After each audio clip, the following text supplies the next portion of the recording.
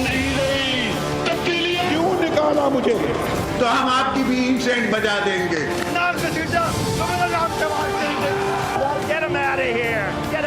पाकिस्तान को इंशाल्लाह कुछ नहीं हो सकता। पाकिस्तान जिंदाबाद, पाकिस्तान जिंदाबाद।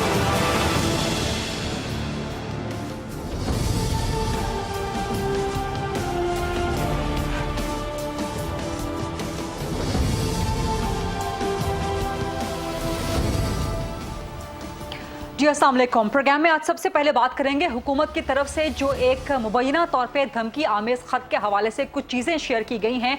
पहले तो वज़ीर-ए-आज़म इमरान खान ने 27 मार्च का जलसा वहाँ पर ख़त लहरा के दिखाया था कि उनके मुताबिक एक मुबैना तौर पे ख़त है जिसमें वज़ीर-ए-आज़म इमरान खान को हटाने के लिए आलमी साजिश का जो है एक उसके अंदर वो सब कुछ डिफ़ाइन किया गया है। लेकिन आज हुकूमत इस ख़त का मफ़हूम जो है वो सामने ले आई है। जो चंद चीज़ें चीदा इस ख़त के हवाले से हुकूमत ने बताई हैं वो ये कि जी ख़त में तहरीक अदम एतमाद का जिक्र है। ख़त में ये कहा जाता है, बल्कि आज ख़त के बजाय मरासले का लफ्ज़ इस्तेमाल किया। तो हुकूमत कह रही है कि जी इस मरासले में कहा गया है कि इमरान खान वज़ीर आज़म ना रहे तो अच्छा है, और ख़त में मरासले में ये भी कहा गया है कि अदम एतमाद अगर नाकाम होती है तो नताइज ख़तरनाक होंगे। हुकूमत के मुताबिक इस मुबैना धमकी आमेज़ ख़त और मरासले में नवाज शरीफ का भी किरदार है। सिर्फ यही नहीं, हुकूमत ने इसके साथ साथ ये चीज़ भी सामने ले आई कि जी हम चीफ जस्टिस ऑफ पाकिस्तान को ये ख़त दिखा सकते हैं क्योंकि उन पर हमें एतमाद है।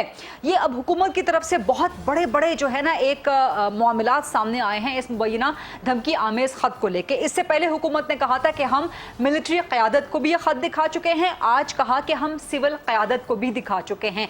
लेकिन अपोजिशन खासतौर पर पीपल्स पार्टी नून लीग जो कि मुल्क की आला सिविल क़यादत है, अपोजिशन में पार्लियामान में मौजूद होती है, उनकी तरफ से फिलहाल इस बात की कोई तस्दीक नहीं आई कि उनको यह ख़त दिखाया गया है या नहीं, बल्कि नून लीग और पीपल्स पार्टी इस मामले को झूठा करार दे रहे हैं। शहबाज शरीफ ने तो ये मुतालबा किया, बल्कि पूरी अपोजिशन ने मुतालबा किया कि अगर ऐसा कोई ख़त है तो पार्लियामान के सामने लाया जाए। अब सवाल ये पैदा होता है कि क्या इस ख़त को, इस धमकी आमेज़ मुबैना मरासले को हुकूमत पार्लियामान के अंदर लेके आएगी? चीफ जस्टिस ऑफ पाकिस्तान को तो यह ख़त दिखाने पर राजी है, लेकिन क्या इसको पार्लियामान में लेके आएगी? और उससे पहला सवाल कि यह ख़त का मामला, मुबैना धमकी का मामला, इमरान खान को हटा देने का, उनके खिलाफ, उनकी हुकूमत के खिलाफ आलमी साजिश का मामला, ये हकीकत है या फसाना है? क्या मिलिट्री क़यादत से वाकई इसके मंदरजात शेयर किए गए और क्या वाकई वो इतने ख़तरनाक हैं? तो उसके बाद मिलिट्री क़यादत की तरफ से, एस्टैब्लिशमेंट की तरफ से खामोशी क्यों है? ये वो सारे बड़े अहम सवालात हैं जिनका आज हम जवाब लेने की कोशिश करेंगे, और फिर प्रोग्राम में आगे चल के कुछ पंजाब की सूरत हाल भी डिस्कस करेंगे। बुनियादी सवाल कि क्या परवेज़ इलाही वज़ीर आला पंजाब बन सकते हैं या नहीं, पंजाब असम्बली में वोटों की क्या सूरत हाल है, कौन कौन वोट डाल सकता है, और परवेज़ इलाही की बतौर वज़ीर आला पंजाब पोजीशन कितनी मजबूत है। लेकिन पहले ख़त के मामले से आगाज़। मेरे साथ बड़ा ज़बरदस्त पैनल इस वक्त मौजूद है। पाकिस्तान मुस्लिम लीग नून से मेरे साथ मौजूद हैं मरकज़ी सरकर्दा रहनुमा तारिक फजल चौधरी साहब, पाकिस्तान पीपल्स पार्टी से मरकज़ी सरकर्दा रहनुमा है शहला रज़ा साहिबा, और मुझे ज्वाइन कर रहे हैं जनरल एजाज अवान साहब, सीनियर दिफाई तज्ज़ियाकार हैं। तारिक फजल चौधरी साहब, पहला सवाल आपसे। हुकूमत ने कह दिया है कि जी एक तो इस ख़त में किरदार है नवाज शरीफ का और सारा लिंक्ड है, और हुकूमत कह रही है कि हम ये ख़त चीफ जस्टिस ऑफ पाकिस्तान तक को दिखाने पे तैयार हैं। जब इतने आला फोरम पे इस ख़त को ले जाने के लिए हुकूमत तैयार है, तो फिर क्या गुंजाइश बाकी रह जाती है कि इस पे शक और शुबा करें, और नवाज शरीफ का किरदार कनेक्टेड है हुकूमत के मुताबिक इस ख़त में? जी बहुत शुक्रिया। बिस्मिल्लाहिर्रहमानिर्रहीम। गरीदा आपका, आपने प्रोग्राम में दावत दी। देखिए, मैं समझता हूँ कि इस ख़त के हवाले से इमरान खान साहब ने जो पूरी कौम से एक ब्लफ खेला है, वैसे तो उनकी पूरी की पूरी स्ट्रेटजी और पूरी गवर्नमेंट उनकी एक ब्लफ रही है, लेकिन ये इतना बड़ा एक ब्लफ है और इतना बड़ा एक भौंडा मजाक है कि जिसमें यकीन करना तो दूर की बात है, इस पर आप ये कहें कि हंसी आती है आपको। मैं एक दो बातें बड़ी स्ट्रेट आपसे करना चाहता हूँ। पहली बात तो ये कि इदारों के हवाले से, आर्मी के हवाले से हमेशा इमरान खान साहब ने उन्हें मुतनाज़ा बनाया और उनके हवाले से ऐसी गुफ्तगू की जो कतई तौर पे जो है वो किसी भी मंजे हुए सियासतदान को, किसी पॉलिटिशियन को, किसी मनसब पे फाइज शख्स को जेब नहीं देती। मुतअद्दिद उसमें मिसालें हैं, क्योंकि आपके प्रोग्राम का टाइम कम है, लेकिन मैं आपको ये बता रहा हूँ कि इस खत के जरिए ये पाकिस्तान की मुसल्लह अफवाज के इदारों को और आर्मी चीफ को किस तरह मुतनाज़ा बना रहे हैं। आप मुझे ये बताएं कि वो ये कह रहे हैं कि ये खत हमने आर्मी चीफ को दिखाया है, और अब हम सोच रहे हैं कि इस खत में पाकिस्तान के खिलाफ साजिश का जिक्र है, नेशनल सिक्योरिटी को हिट करने का जिक्र है। बहुत बड़ी जनाब एक गेम प्लान है पाकिस्तान के खिलाफ, उसका जिक्र है। और हम आर्मी चीफ को दिखाने के बाद चीफ जस्टिस को पेश करेंगे एक बड़ा होने की हैसियत से। आप मुझे ये बताएं कि क्या वो आर्मी चीफ को ये कह रहे हैं कि पाकिस्तान की सालमियत को इतना बड़ा खतरा है और हमने आर्मी चीफ को आगाह किया और वो खामोश बैठे हैं? क्या वो खामोश बैठ सकते हैं? बिल्कुल नहीं बैठ सकते। पाकिस्तान की सालमियत, आर्मी चीफ और उसके नीचे जो इंटेलिजेंस के इदारे हैं वो अल्लाह ताला के बाद उनकी मरहून मिन्नत है। और इंटेलिजेंस के हवाले से और सालमियत के हवाले से मैं बड़े दावे से और बड़े दिल से ये बात कह रहा हूँ कि हमारे नौजवान अफसरान कई ऐसे शहीद हैं, गुमनाम सिपाही हैं जिनके नाम तक मीडिया पे नहीं आते, इस वतन के लिए कुर्बानियां दे रहे हैं। आपने पाकिस्तान की सालमियत के लिए, सालमियत को खतरा, उस आर्मी चीफ को आगाह किया और उन्होंने आपको कहा कि अच्छा लेकिन मिलिट्री एस्टैब्लिशमेंट की तरफ से फिलहाल कोई तरदीद भी नहीं इस वक्त। अरे तारिक साहब जरा हौसले के साथ, आप तो बिल्कुल अफवाज पाकिस्तान के तर्जुमान बन गए हैं, लेकिन मैं कहने की कोशिश ये कर रही हूँ कि मिलिट्री एस्टैब्लिशमेंट पाकिस्तान का तर्जुमान हूँ, पाकिस्तान की सालमियत का नहीं सर, बड़ी खुशगवार तब्दीली है कि नून लीग जो है वो इस वक्त अफवाज पाकिस्तान के साथ खड़ी है। एक मिनट, आप तर्जुमान खुद बने, मैं पाकिस्तान की सालमियत का तर्जुमान हूँ और मैं अकल रखता हूँ, शऊर रखता हूँ कि पाकिस्तान की सालमियत की हिफाजत चीफ जस्टिस साहब ने नहीं करनी, वो अफवाज पाकिस्तान और इंटेलिजेंस के इदारों ने करनी है जो इस। अच्छा, आप समझते हैं कि हुकूमत ने जो ये एक ऑफर की है या कहा है कि हम ये खत सुप्रीम कोर्ट के सामने रखेंगे, ये गलत है? ये एक इंतहाई बेबुनियाद और भौंडा मजाक है। आप समझते हैं कि खत झूठा है, मरासला एग्जिस्ट ही नहीं करता? नहीं, कोई एग्जिस्ट नहीं करता, कुछ एग्जिस्ट नहीं करता, उसमें कुछ भी नहीं है, ये एक ब्लफ है, मैं पहले कह चुका हूँ आपको। हाँ। और अगर इसमें कुछ है तो मैं आपके प्रोग्राम से मैं दावा करता हूँ, आप ये कहें कि मुतालबा करता हूँ कि जिन जिन अनासिर ने पाकिस्तान के खिलाफ साजिश की है, हमारे तमाम वो इदारे जो जामिन है, मैं फिर कहूँगा पाकिस्तान की हिफाजत के, बॉर्डर्स की सिक्योरिटी की, इंटरनल सिक्योरिटी की, वो कार्रवाई करें, उन बेईमान चेहरों को बेनकाब करें अगर कोई पाकिस्तान के खिलाफ साजिश कर रहा है। क्योंकि हुकूमत ने नवाज शरीफ का नाम लिया, हुकूमत कह रही है कि नवाज शरीफ का किरदार है इस मरासले के मुताबिक, इस धमकी में।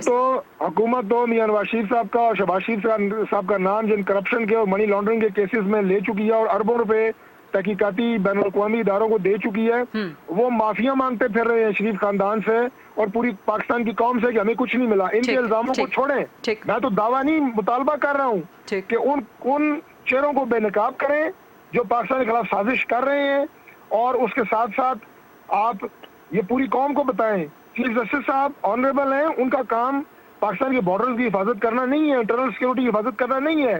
Don't play bluff with the nation. ये तो इससे बड़ा भोंडा मजाक कोई नहीं है जो आप कर रहे हैं। ठीक, तारिक साहब आपकी मेहरबानी, आप प्रोग्राम में तशरीफ लाए हैं। वैसे राना तनवीर साहब कमिटेड थे बट उनको कहीं जाना पड़ गया था, लेकिन आप हमारे साथ ही रहिएगा। चले जाज़बान साहब, सर क्या कहेंगे आप इस पूरे खत के मामले पे? हुकूमत का दावा है कि जो हमने मिलिट्री क़यादत को दिखाया है। तारिक फजल साहब ने बड़ा पर्टिनेंट सवाल रेज किया है कि अगर तो पाकिस्तान के खिलाफ इतनी बड़ी आलमी साजिश हो रही होती तो फिर क्या आपके ख्याल में मिलिट्री एस्टैब्लिशमेंट खामोश बैठी रहती?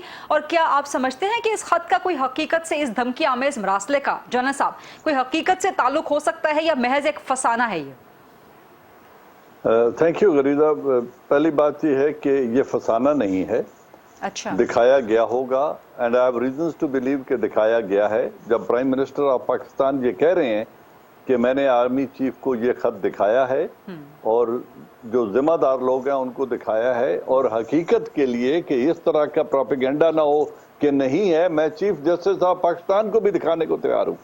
तो अगर तीन मोस्ट पावरफुल पीपल, ताकत के एतबार से, दुनियावी एतबार से बात करूं, एक मुल्क में prime minister of Pakistan, chief justice of Pakistan और आर्मी चीफ ऑफ स्टाफ बहुत पावरफुल हैं तीनों, और अगर इन तीनों के इल्म में लाने को वो तैयार हैं, जिनमें से दो को पहले ही पता है, तो फिर ये सोचना कि ऐसा कोई खत एग्जिस्ट नहीं करता, ये एक मेरे ख्याल में थोड़ी। लेकिन जनरल साहब जिन दो फरीकैन को पता है उनमें से एक फरीक तो फिलहाल खामोश है, अगर जो कि तारिक फजल साहब का सवाल भी था जो बड़ा पर्टिनेंट है कि अगर तो इतनी बड़ी सलामती को खतरात।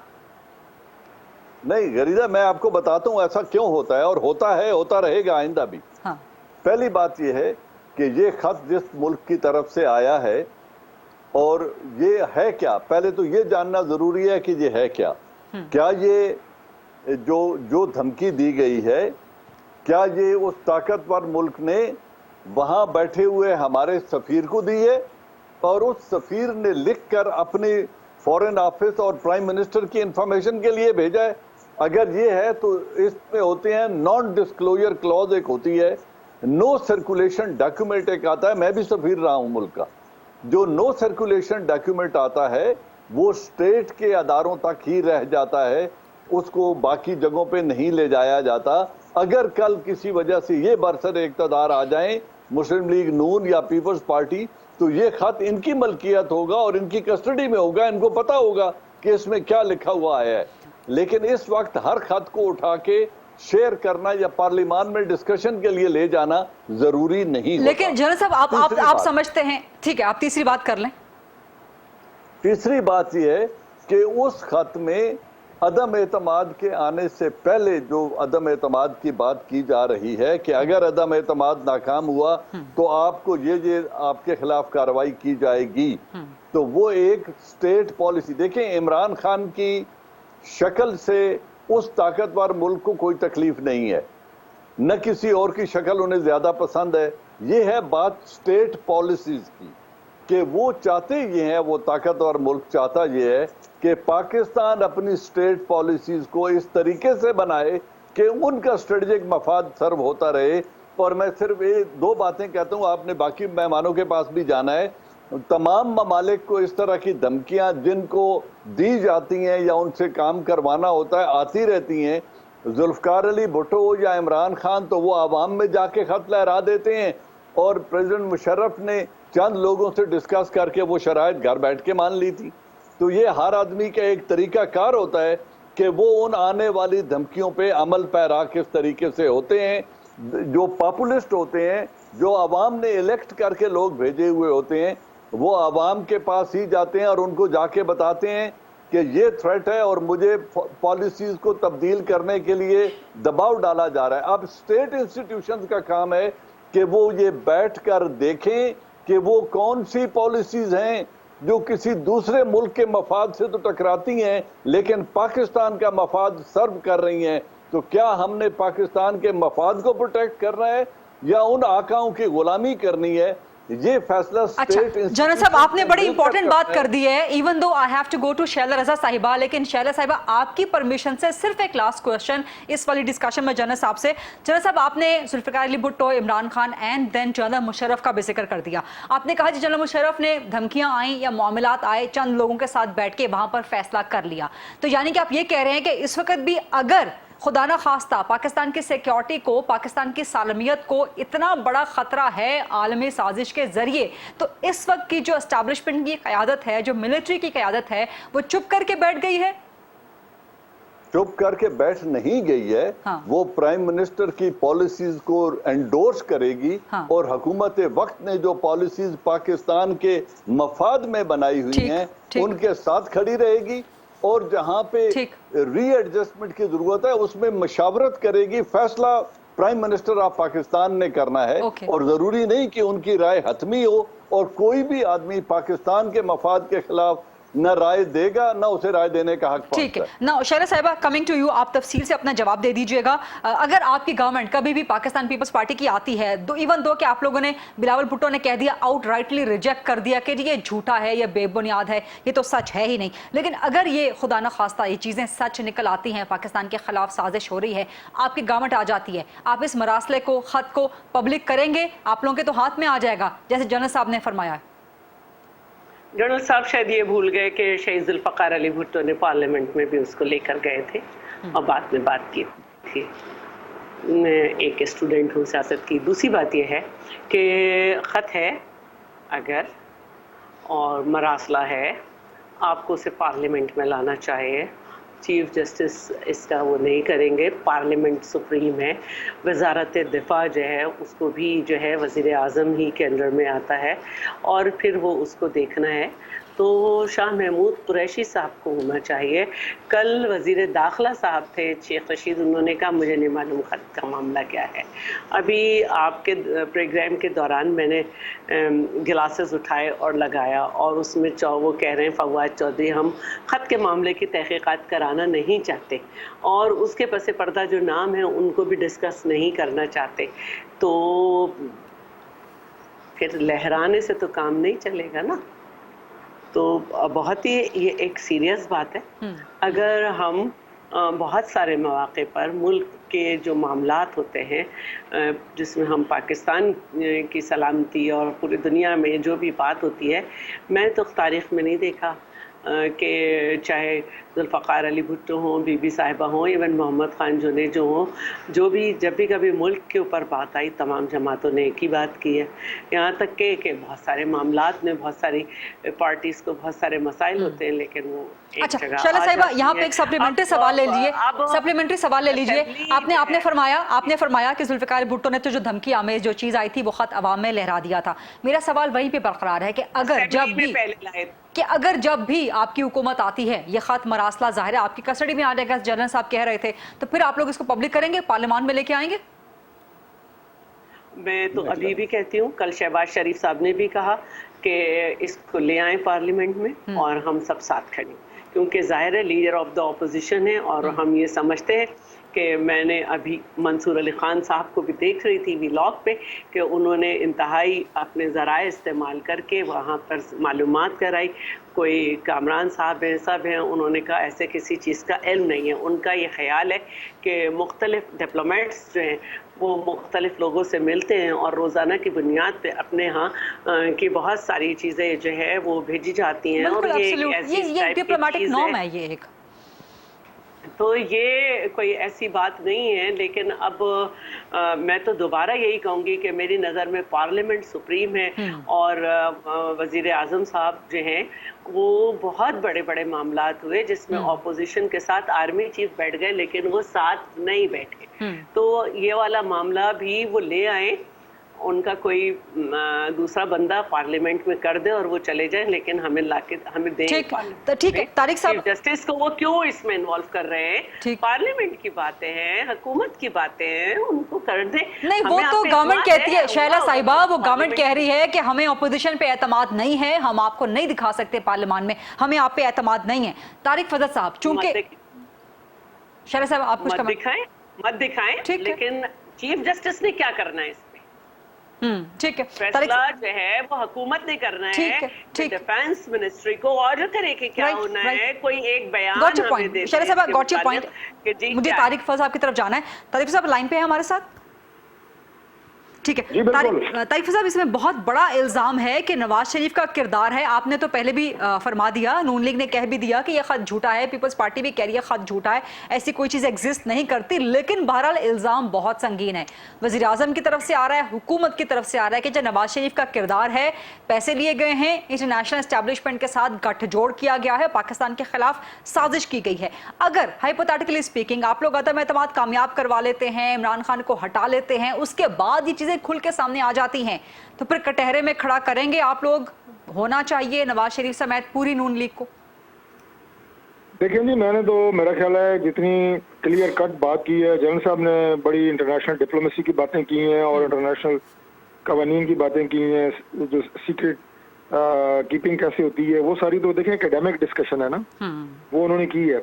मैंने तो आपसे बात की है जट की बात का मतलब ये है, मैंने कहा है कि जो मकरू चेहरे पाकिस्तान की सलामियत के खिलाफ को काम कर रहे हैं, मैं इंटेलिजेंस के इदारों को बराह रास्त कह रहा हूँ कि उनके खिलाफ कार्रवाई करें। ठीक। और आप इमरान खान साहब के पास जाएं, बराए मेहरबानी, पीएम हाउस जाने के लिए आपको किसी की जरूरत नहीं होती इजाजत लेने की, जाएं, खत लें उनसे, बैठ के देखें। बल्कि वो तो कह रहे हैं मैंने शेयर किया है। मुझे ये समझ नहीं आती कि अगर ये खत में कोई ऐसी चीज है जिसमें कोई साजिश हो रही है पाकिस्तान के खिलाफ, तो हम एक मिनट ज़ाया क्यों कर रहे हैं? एक मिनट ज़ाया क्यों कर रहे हैं? हम क्यों नहीं पूरी कौम को एतमाद में लेते कि भाई फलां बंदा इस वक्त पाकिस्तान की जड़ें खोखली कर रहा है? ठीक। देखिए, इस तरह के ड्रामे ना करें। पाकिस्तान की सालमियत कोई बच्चों का खेल नहीं है कि आप इसको हर चीज में मुलव्वस कर लेते हैं, आप आर्मी को हर चीज में मुलव्वस कर लेते हैं, आप पाकिस्तान के खुफिया इदारों को हर चीज में मुलव्वस कर लेते हैं। हर चीज मजाक नहीं होती। खुदा का वास्ता है, You have played enough with the system, with the foreign policy, with the economy of Pakistan, with the nation of Pakistan, with everything. You have played enough. खुदा के लिए बस कर दें, बस कर दें, मेहरबानी करें इस कौम पे। अभी जाते जाते भी आप एक ऐसा गंद फैलाना चाहते हैं कि जनाब साजिश, बताऊंगा भी, नहीं भी बताऊंगा, आर्मी चीफ को बता दिया है, अब चीफ जस्टिस को बताऊंगा। एक एक मिनट मैं कहता हूँ कि कीमती है। आप उन लोगों को सामने लाएं, बेनकाब करें। ठीक है, आपका भी वैलिड पॉइंट है, जनरल साहब के भी बड़े जबरदस्त पॉइंट से शैला साहब के पॉइंट भी सामने आ गए। एक छोटी सी ब्रेक का वक्त हुआ, let's take a short quick break and then come back, discussion करेंगे, अदम एतमाद के हवाले से भी बात करेंगे और पंजाब की सूरत हाल, परवेज इलाही के पास वोटों की सूरत हाल क्या है, वज़ीर आला बन सकते हैं नहीं बन सकते, इस पर भी डिस्कशन करेंगे। Stay with us.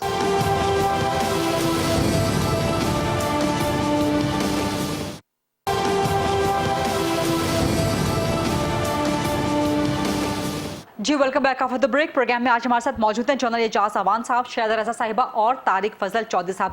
General Ejaz Awan साहब, सर इस सारी सूरत हाल में एक धमकी आमेज खत भी सामने आ गया और जो डेवलप हो रही है, आपको लग रहा है कि वज़ीर आज़म इमरान खान के खिलाफ अदम एतमाद कामयाब हो सकती है या वो सर्वाइव कर जाएंगे? उसके बाद का सिनेरियो आपको क्या लग रहा है सर पाकिस्तान की सिक्योरिटी सालमियत के हवाले से? गरीदा देखें, पहली बात तो ये है कि एक पॉलिटिकल प्रोसेस है, एक अपोजिशन ने इनिशिएट किया है against the sitting government, constitutional है, पार्लियामेंट के अंदर डिसाइड होना है और ये अब इन लोगों ने डिसाइड करना है कि कामयाब होता है या नाकाम। लेकिन सर सॉरी इंटरप्ट कर रही हूँ, अगर ये सारा मामला जुड़ा हुआ है अगर मुबैना धमकी आमेज खत से, तो फिर तो इसकी लीगैलिटी, इसकी कॉन्स्टिट्यूशनलिटी वो भी जो है ना वो अंडर क्वेश्चन आ जाती है सर। नहीं, मैं देखो ना, अगर मैंने गरीदा वो खत पढ़ा हुआ होता ना तो मैं उसके ऊपर जरूर कमेंट करता कि इसमें ये चीजें लिखी हुई हैं और उसमें नवाज शरीफ मुलव्वस है या नहीं। तो मैं इस पे कोई कमेंट नहीं कर सकता क्योंकि मैंने वो देखा नहीं है, मैंने वो पढ़ा नहीं है। हैं कि ये हकीकत है, फसाना नहीं। आई एम 100% कन्विंस के है, खत है, ठीक, और हमारे बैरूनी मिशन की तरफ से ही पहुंचा है और खत प्राइम मिनिस्टर का इस वक्त स्टेट की प्रॉपर्टी है। कल जो भी स्टेट होगी, कल ये उनकी प्रॉपर्टी बन जाएगी।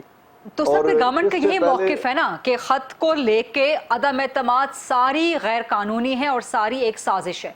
आप समझते हैं कि फिर ये साजिश कामयाब हो सकती है?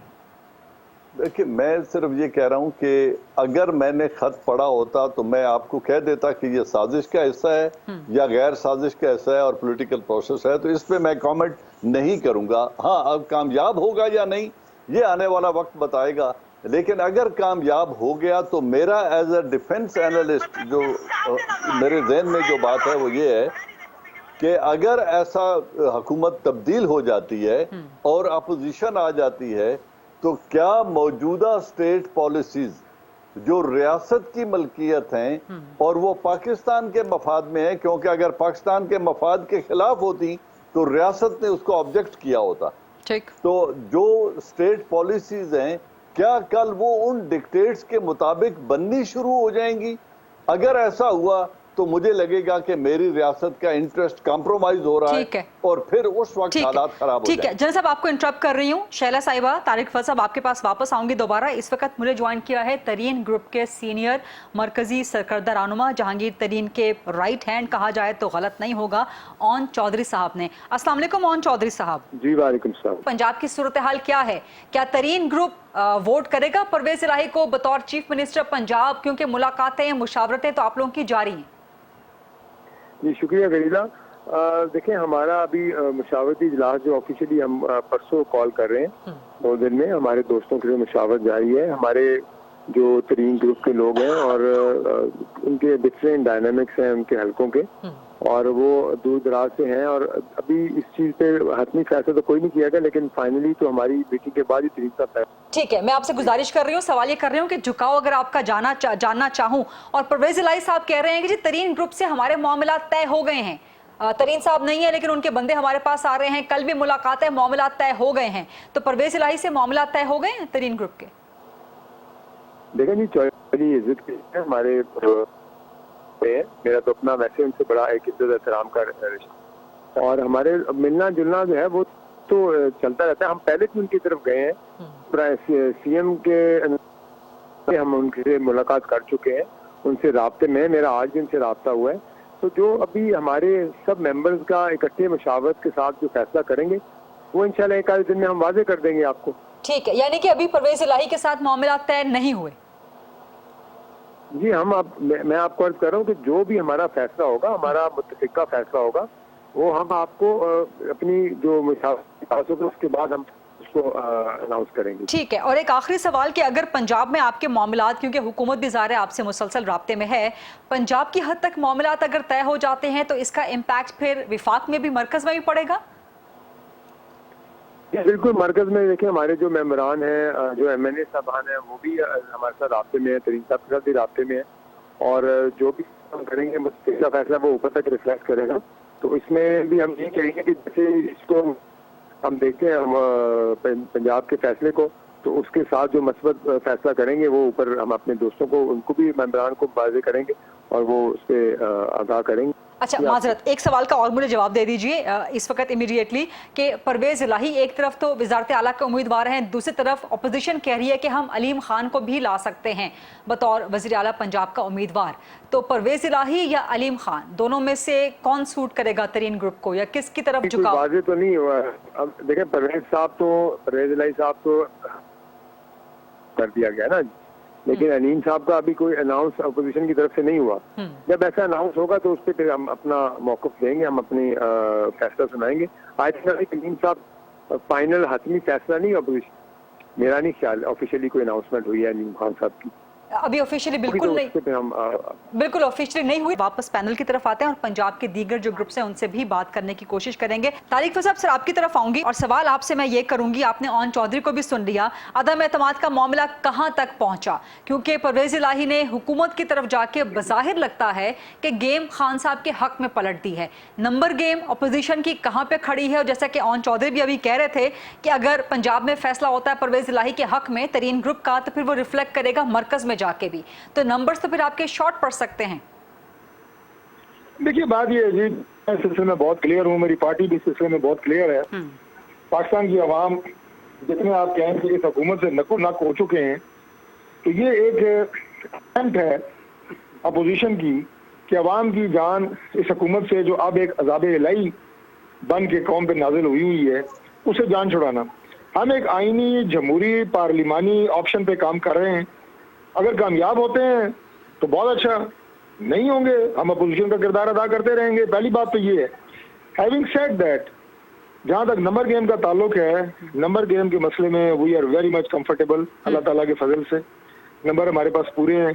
काफ लीग के पास टोटल 5 वोटें हैं। मैं बिल्कुल ये नहीं अब डिफ्रेंशिएट करूंगा कि कौन परवेज इलाही साहब के साथ जा रहा है, कौन नहीं जा रहा, लेकिन ये जरूर मैं आपको कह दूं कि परवेज इलाही साहब, मैं उनका बहुत एहतराम करता हूँ, पूरे घराने का बहुत एहतराम है, पुराना सियासी घराना है और मैं बहुत एक अदना सियासी कारकुन हूँ। मेरी जहन और अकल के मुताबिक उन्होंने एक पॉलिटिकल ब्लंडर किया है। इस तरह के ब्लंडर आमतौर पे चौधरी साहिबान करते नहीं है, लेकिन कर लिया है।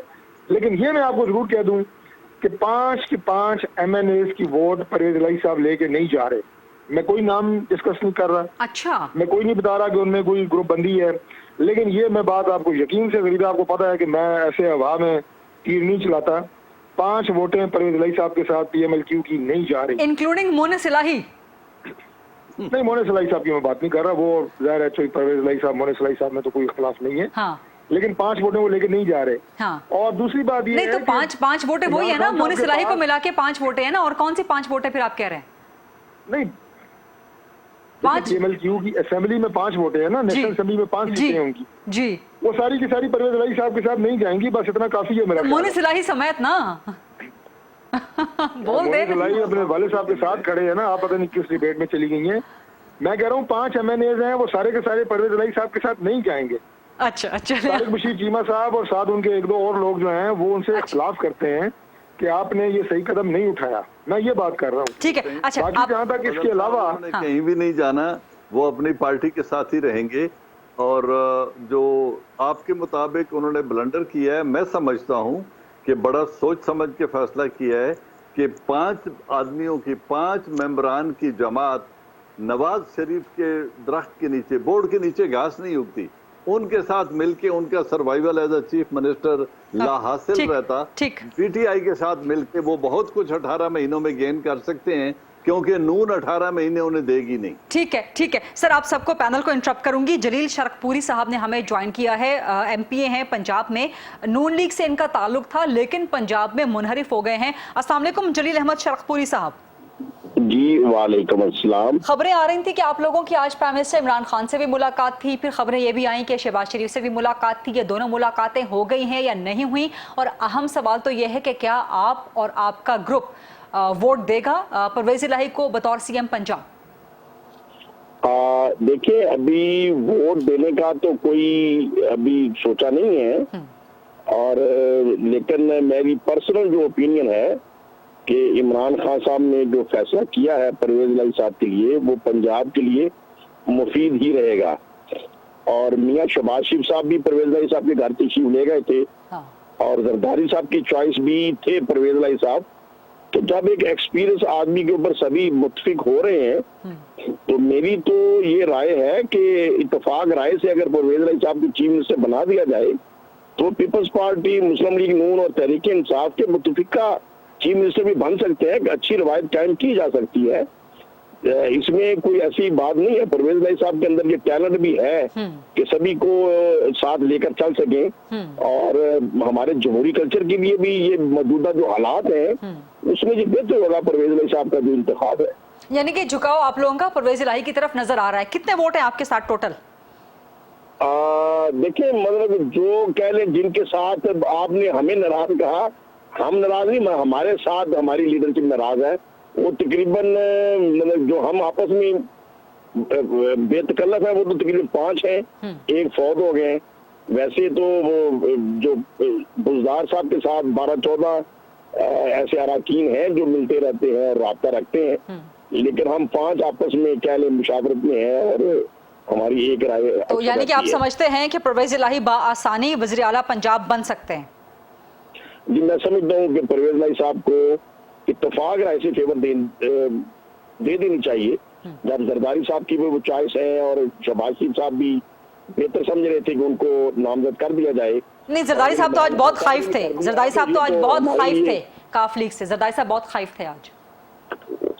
नहीं, अब अगर जरदारी साहब खाइफ हैं तो मैं नहीं समझता उसकी क्या वजह है। जब मसला ये था कि लॉ एंड ऑर्डर का मसला है, अवामी मसाइल का मसला है, और अवामी मसाइल अगर परवेज इलाही साहब हल कर सकते हैं, तो फिर अगर इमरान खान साहब ने उन्हें उनका नाम दे दिया तो क्या वो मसाइल हल नहीं कर सकेंगे? ठीक है। बहुत बहुत शुक्रिया जलील अहमद शरकपुरी साहब। और यहाँ पे एक छोटी सी ब्रेक का वक्त हुआ, जैसे का शॉर्ट क्विक ब्रेक, वापस आएंगे अपने पैनल के पास, शैला रजा साहिबा से सवाल करेंगे। जन एजाजा वान साहब, तारिक फसा भी हमारे साथ मौजूद हैं। स्टे विद अस।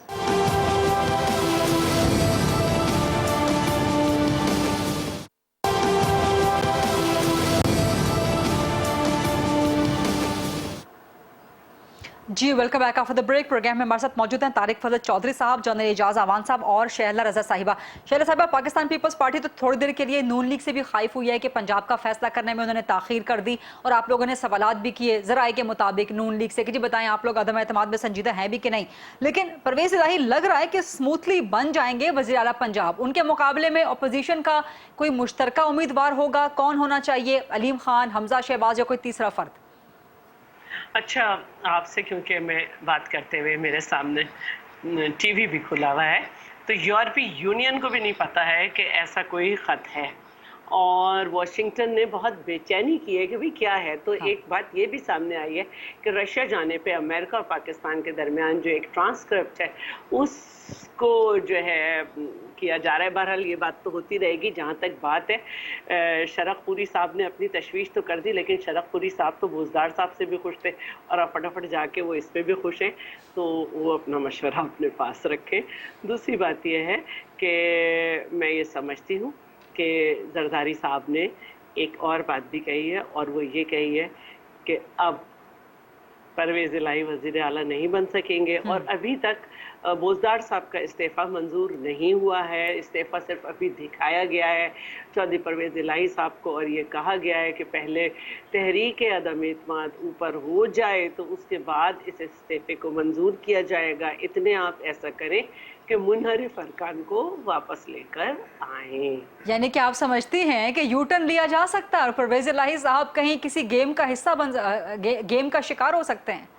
देखिए, जो मुनहर फरकान है, हमने पहले बहुत पहले ये कहा था कि मुनहर फरकान है, वो तो अब कुरान पे भी हलफ दे रहे हैं, और हमने ये कहा था कि हमने इत्तेहादियों से खुला मुलाकात की है, बात की, लेकिन उसके बावजूद हमारा नंबर पूरा है। हमने जब नंबर पूरे किए उसके बाद हम मुनहर फरकान की तरफ गए हैं, और जैसे कि बात की जा रही थी, रात को एक अफवाह चलाई जा रही थी, कुछ चैनल बेचारे अभी भी और कुछ एंकर उम्मीद पे हैं, तो उन्होंने बाप पार्टी की तरफ से बात की थी। बाप पार्टी के एक अरकान ने मुख्तलिफ चैनल पे आकर ये कहा है, कसम खाई है कि जी हमने फैसला कर लिया और हम जो है वो ऑपोजिशन के साथ ही हैं। फिर राजा नज़ीर भी आज एक, अगर मैं सही नाम ले रही हूँ, उन्होंने अनाउंस कर दिया है, आसिफ नज़ीर, उन्होंने भी ऐलान कर दिया है। तो मैं समझती हूँ कि हम, यानी कि आप कह रहे हैं कि मरकज में अदम एतमाद के लिए नंबर्स कंफर्टेबल हैं? जी बिल्कुल। बावजूद इसके कि PMLQ ना आए, बावजूद इसके कि PMLQ अगर ना आए, तारिक साहब तो दावा कर रहे थे कि जी 5 की 5 वोटें हमारे पास आएंगी, लेकिन अगर PMLQ के नंबर्स ना आए, उन्होंने ये कहा है कि पूरी 5 उनके पास नहीं जाएंगी। अच्छा, पूरे 5 उनके पास नहीं जाएंगे। जी देखिए, अब तो सोशल मीडिया का दौर है, जिस तरह से सईद चीमा साहब जो है, लेकिन तरीन ग्रुप अगर फैसला कर लेता है, तरीन ग्रुप अगर पंजाब में फैसला कर लेता है परवेज इलाही के हक में, तो फिर आपके पास पंजाब में भी तो नंबर्स कम हो जाएंगे ना मुनहरिफ लोगों के। अब इसमें तो जब होगा ना, ये तो जब बात होगी जब बोजदार साहब का इस्तीफा मंजूर होगा, पहले ये उनको सपोर्ट करेंगे। अब ये खुद जानते हैं चौधरी बरादरान के आधी हांडी पक चुकी है, पक के आधी बढ़ चुकी है। अब ये जो आधी है ये कितने दिन चलेगी ये भी पता होना चाहिए ना। अब इसमें आप दोबारा से वो चीज़ें जो निकल गई हैं वो अगर दोबारा डालेंगे वो इंग्रेडिएंट, तो वो बाहर निकाल से और फिर वापस लाके सड़ जाती है, सही नहीं बनेगी। ठीक है, आखिरी सवाल शेरा साहब आपसे, फिर मैं तारिक साहब की तरफ, जना साहब की तरफ जाऊंगी। अपोजिशन का मुश्तरका उम्मीदवार होना चाहिए वज़ीर आला पंजाब के लिए, जस्ट इन केस चीज़ें स्मूथ हो जाती हैं, और किसको होना चाहिए? हमजा शहबाज आना चाहिए, अलीम खान ग्रुप में से कोई आना चाहिए, कोई और आना चाहिए? देखिए, जो पार्टी बड़ी होती है उसी का आईनी हक होता है, ठीक, और ये वो बातें हैं जो कि कायदे के तौर पे डिसाइड की जा रही हैं। ठीक है, ठीक है। तारिक साहब आपकी तरफ आऊंगी। शैला साहिबा तो बड़ी जूम आईनी बात कर रही हैं कि बुज़दार का इस्तीफा अभी मंजूर नहीं हुआ और परवेज इलाही साहब के साथ कुछ भी हो सकता है। आपने भी यही फरमाया थोड़ी देर पहले कि चौधरी बरादरान ने पॉलिटिकल ब्लंडर किया है, बट जस्ट इन केस चीज़ें पंजाब में स्मूथ चलती हैं तो परवेज इलाही के मुकाबले में अपोजिशन की तरफ से कौन होगा उम्मीदवार वज़ारत आला के लिए? हमजा शहबाज होंगे, अलीम खान को आप लोग सपोर्ट करेंगे, क्या होगा? देखिए गरीदा, ये बात ध्यान में रखें कि जो तरीके अदम एतमाद लाई गई है अपोजिशन की तरफ से, ये गवर्नमेंट में आने के लिए नहीं है। हम किसी भी मनसब के पीछे नहीं है, ना पंजाब में है और ना मरकज में है। हम चाह रहे हैं कि जब ये इस अज़ाब इलाही से निजात मिलती है कौम को, तो उसके बाद जल्द अज जल्द इलेक्शन में जाया जाए। कौम जिस पार्टी को भी फ्रेश मैंडेट देती है वो आके एक मुस्तहकम हुकूमत बनाए और पाकिस्तान जो है वो किसी सही डायरेक्शन में आगे बढ़े। ये तो कौमी असेंबली की बात कर रहे हैं ना, मैं तो पंजाब असेंबली का पूछ रही हूँ। मैं दोनों की बात कर रहा हूँ ना। पंजाब असेंबली में बहुत ज्यादा कोई मनसब लेने में इंटरेस्टेड है, ना कौमी असेंबली में। लेकिन जहां तक ताल्लुक है पंजाब असेंबली का, तो वहां पे तो हमारे जो कैंडिडेट होंगे वो हमजा शहबाज साहब होंगे। वो इस वक्त लीडर ऑफ अपोजिशन है, कल इंशाल्लाह ताला वो लीडर ऑफ हाउस के लिए कॉन्टेस्ट करेंगे। बाकी अलीम खान साहब और बाकी जो लोग हैं उनसे बिल्कुल हमारे राब्ते हैं, लेकिन उनके साथ क्या बात? राना सनाउल्लाह आज एक हिंट दे रहे थे कि जी अलीम खान भी तो हो सकते हैं वज़ारत आला के उम्मीदवार।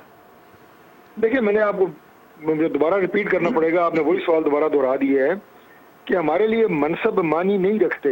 हम चाह रहे हैं कि इस कौम की निजात हो और फ्रेश इलेक्शन हो, दैट इज इम्पोर्टेंट। बाकी इस वक्त तक हमजा शहबाज साहब जो है टॉप प्रायोरिटी पे हैं। जाहिर है कायदे हिज़्ब इख्तिलाफ जो है, अगर असेंबली में कायदे हिज़्ब इख्तिलाफ is top favourite for leader of house, तो वहाँ भी इंशाल्लाह ताला लीडर ऑफ हाउस के लिए हमजा साहब कंटेस्ट करेंगे। ठीक है, जनरल साहब आपका लास्ट कमेंट सर। गरीदा, ये बेर मुझे मुंडे चढ़ती नजर नहीं आती। अच्छा। क्योंकि जो आसिफ अली जरदारी साहब हैं, अगर उन्हें कोई समझता है कि जल्द अज जल्द इंतखाबात के लिए वो 18 माह की अपनी सूबाई हुकूमत की कुर्बानी दे देंगे जो अभी रहती है, और मरकजी असेंबली में भी पार्लियामेंट में भी वो कुर्बानी दे देंगे, तो फिर विनर तो हुए ना मुस्लिम लीग नून और फजलुर रहमान। बाकी तो सब लोग बरसर इक़्तिदार हैं, तो all of them they go home, और इन दो की ख्वाहिश पूरी हो जाएगी और इंतखाबात हो जाएंगे। ऐसा होता नजर नहीं आता। ठीक है, बहुत बहुत शुक्रिया जनरल एजाज अमान। शरद साहब, आप कुछ कहना चाह रही हैं? जी बिल्कुल, और रिकॉर्ड स्टेटमेंट है चेयरमैन बिलावल का कि हम ये चाहते हैं कि जल्द अज जो है वो इलेक्टोरल रिफॉर्म्स हो और जो लेजिस्लेशन हम समझते हैं जरूरी है वो हो, फिर हम जाएं इंतखाबात की तरफ, अर्ली इलेक्शंस की तरफ। ठीक है, बहुत बहुत शुक्रिया शहद रज़ा साहिबा, जनरल एजाज अमान साहब, तारिक फल चौधरी साहब, इसके अलावा ओन चौधरी और जलील अहमद शरकपुरी ने भी हमें प्रोग्राम में ज्वाइन किया था, उनका भी बहुत शुक्रिया। आज से टुमारो इंशाल्लाह। अल्लाह हाफ़िज़।